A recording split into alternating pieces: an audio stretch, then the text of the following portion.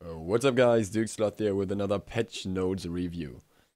For some reason these always happen when I had a really rough night, so you will see me with my sunnies again. Sorry Dry Bear. Without further ado, let's get started. The patch is called Pins and Dolls, and the main character that gets changes in this patch is Nox. Her kit has been completely reworked, and I'll just go through the abilities real quick here. You've got Flame of the Night that now gives Nox magical power for every ability she casts, 3% extra. And when she takes damage, she loses that extra power again. So whenever she casts a spell, she gets 3% extra power. Whenever she gets hit by something, she loses 3%. I think it should still be up to 4 candles. Then you got Shadow Lock. Nox extends her shadow, rooting a single enemy guard in place for 2 seconds and dealing damage equal to up to 70 of her magical power every 0.5 seconds. Nox must channel to maintain hold on the target, but may cancel this ability early, cooldown of 10 seconds. This ability on its own is not overwhelming, it's a root, it deals a decent amount of damage. But if you know here what Siphon Darkness is now, then it makes sense. Nox creates a void of darkness that silences all enemies within. After 2 seconds it explodes, dealing damage up to 370 plus 100% scaling as damage. Yeah, well, that makes sense. A cooldown of 15 seconds. So what you want to do is drop down Siphon Darkness and then Shadow Lock the enemy in the Siphon Darkness so they take the full damage of both abilities, which is fairly high, especially with that 100% scaling. Then we have Shadow Step. Nox dashes forward, dealing up to 230 plus 40% scaling of her magical power as damage to all enemies. If she hits an allied guard, she leaps into their shadow, traveling with them. When Nox exits a shadow, she deals damage again in a radius 20 around her. Nox may cancel this ability early to exit shadows. 15-second cooldown. I'll go through the last ability and then we'll talk about this. Night Terror. Nox unleashes a vortex of dark energy that explodes on contact with an enemy guard or surface, dealing up to 400 plus 60% scaling of her magical power as damage to all enemies within range 20, and an additional 40 plus 5% of her magical power for every 1 second for 5 seconds. Enemies are also weakened and deal 30% less damage for the duration. What does this turn Nox into? A walking terror, basically. Shadow Step works with global ults, and you won't leave the shadow until the ult is over. So you can Shadow Step on an Athena, on an Apollo, on Thor, on Ratatoskr, on Loki, any of those, and have gank opportunities that your enemy can't expect coming into a lane with 2 people. Damage on all abilities is quite ridiculous at this point. I think there will be some nerfs, you will be toned down. But what will happen if the Shadow Step is executed properly is you might even damage someone with Shadow Step first and then leave the lane with another player that's behind the enemy. And then you go onto a target, you have Shadow Lock and Siphon Darkness right after each other, so the enemy can't get away, already took damage from Shadow Step, and in case the enemy gets further away, you still have Night Terror to throw out, or if it's an extended team fight, Night Terror can also be used to lower the damage. I think especially Night Terror is scary. I think from what I've seen, you can cast it while moving. It has a very long range. It has an AoE effect, and the damage reduction is scary. And Shadow Step on its own is just crazy enough to scare me, to be honest. Very low cooldown, fairly alright damage on its own as well, and then the potential to just pop up somewhere with somebody else. You need a team comp designed around this to some extent, in my opinion, for it to really work well. But even without it, right now she's got 4 damaging abilities plus extra magical power on her passive.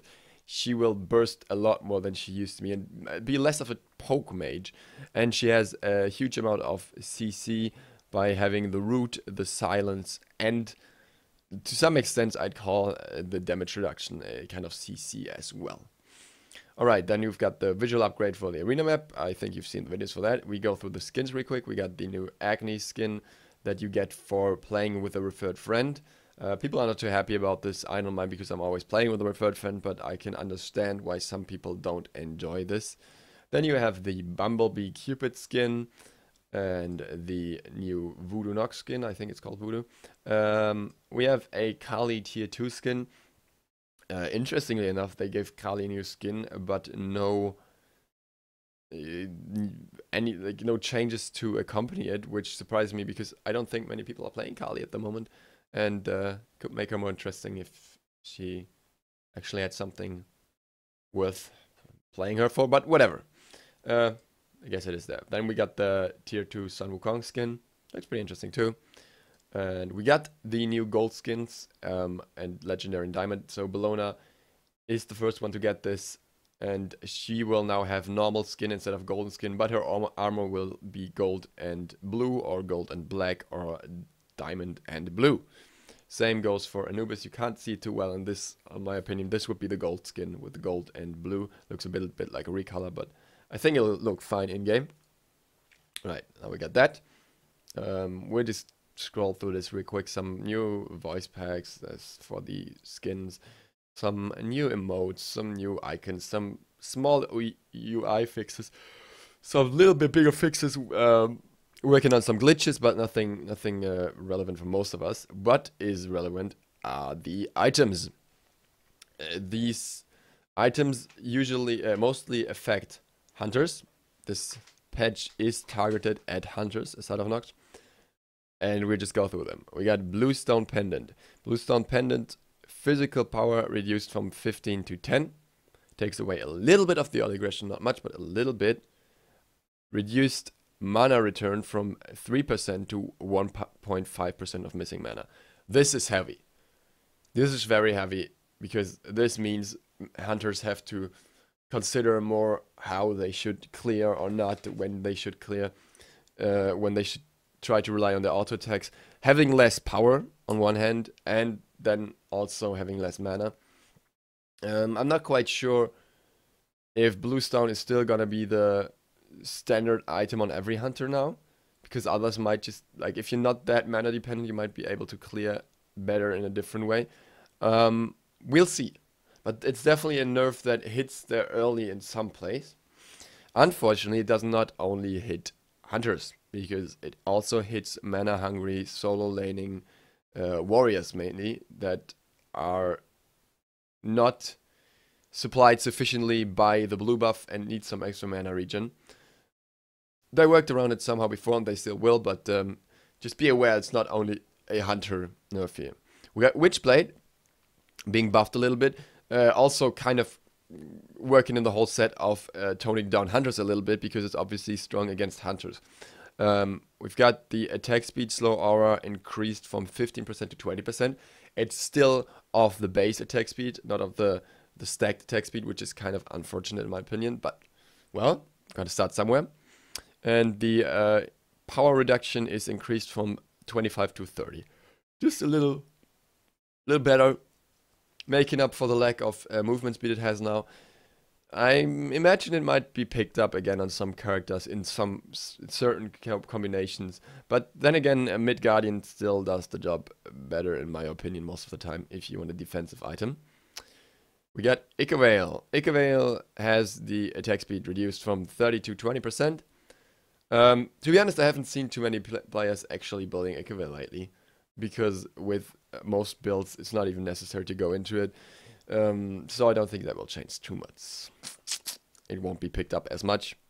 It wasn't picked up too much before, if you didn't want really high mid-game aggression.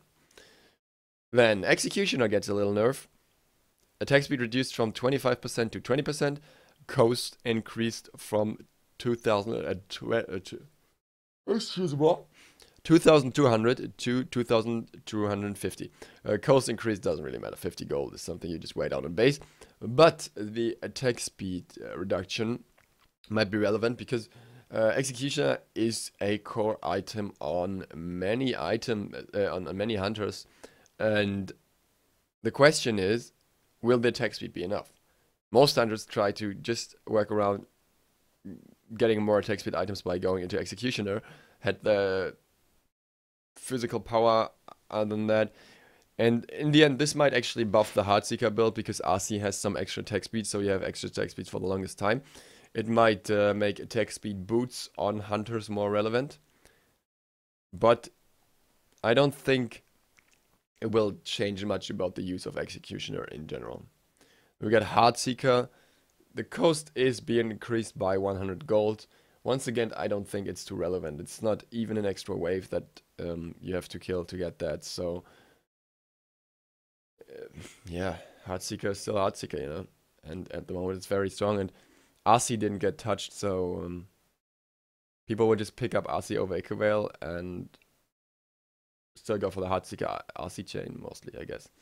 Because it's even more effective with the attack speed reduction of Executioner. So somebody who would build Defgons, Boots, and Exe early would actually have a downside to him because he would have less bonus attack speed. And even if you try to build Ecoveil to compensate for it, also have less attack speed. So the RC build just makes more sense.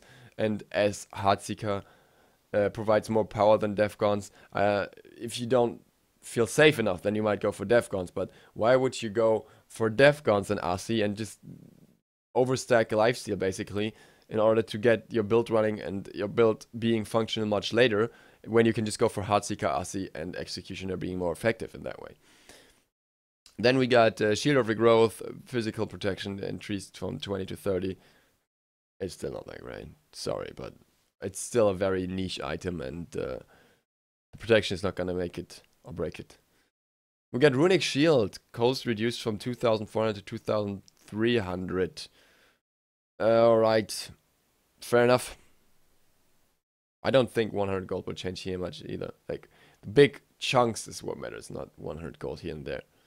Same goes for Ensal. Ensal is interesting. Ensal is actually one of those items where could be a little more relevant. Taking the cost from 2,400 to 2,250.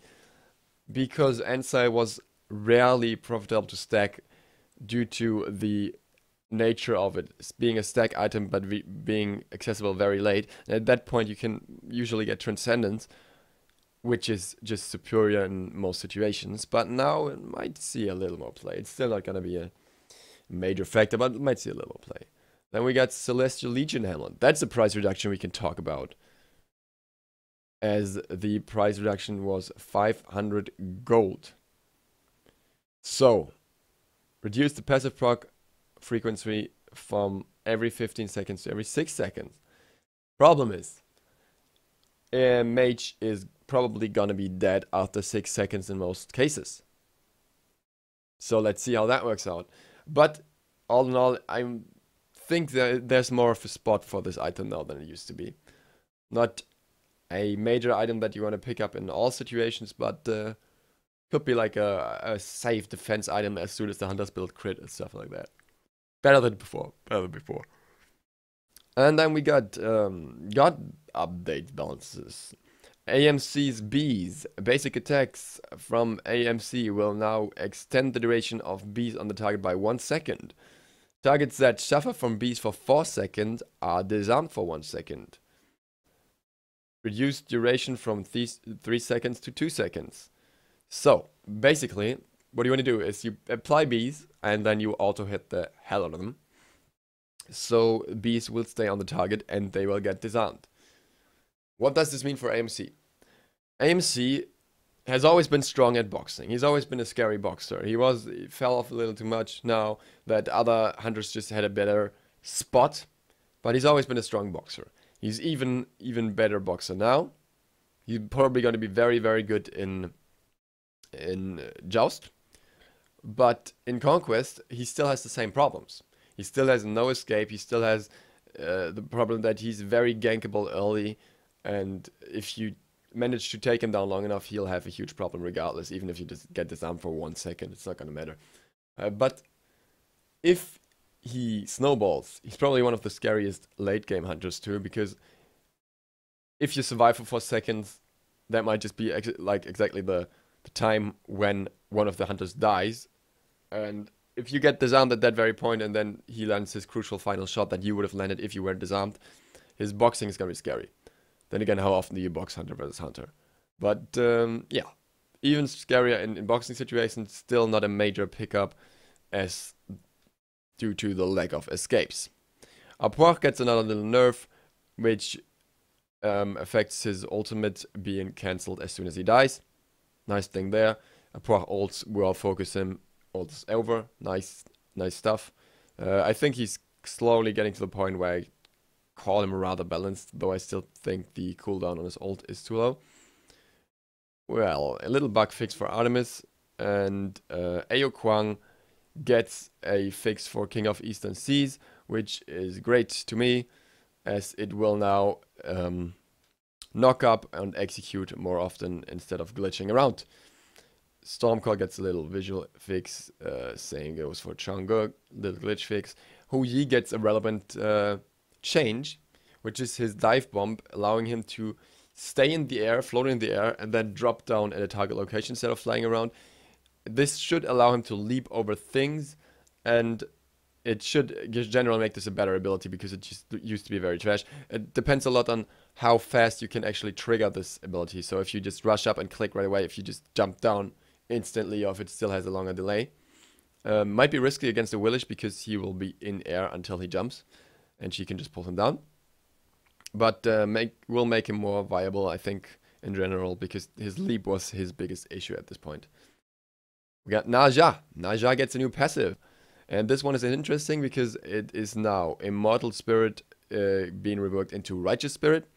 Naja gets a stack when he hits an enemy with a basic attack, and an additional stack for critical strikes. He may activate Flaming Spear to consume these stacks and heal himself. Heals for 1.25% per stack, max 20. That means if you got 4 stacks, you've got a heal of 25%. I'm not wrong. Interesting. Interesting because he now has a heal that is available on demand, which can be nice. And he can activate it in fight. On the other hand, the inconvenient thing about this is that he has to activate Flaming Spear to get it. And sometimes you just don't want to use your Flaming Spear, but you have to because you want to heal up in that point. Whereas with the HP 5, you would have healed up already for a fair bit. What can I say? I guess we'll just have to see how well it works. 25% is alright. Question is if it's going to be scaling. I think it should be. And it just might... It's not going to make him viable in any sense as to his lack of escapes, his lack of ways of getting out after using his ult. He's still going to be that pub stomp. And he's still going to be an interesting character. And this does not help him to get out of stuff. So it's still not that great. And the heal's not going to save you when the enemy team collapses on you. You might just get out sometimes in situations where you couldn't before. It's alright. It's alright for now. He's still not going to be a top jungler. But it makes it more convenient to play him, especially for beginners that kind of getting used to it. So, can't complain. Ratatoska gets a variety of nerfs on his damage, his scalings, his whatever. Bart wrapped it out. I'm not gonna go through all of these.